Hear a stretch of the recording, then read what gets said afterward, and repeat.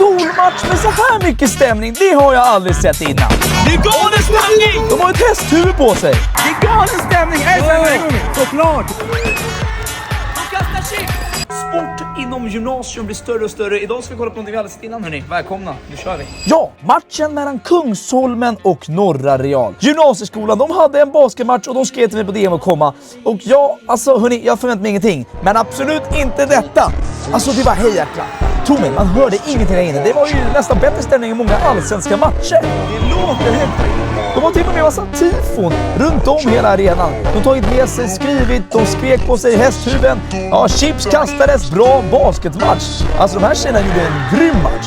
Jämnt var det dessutom.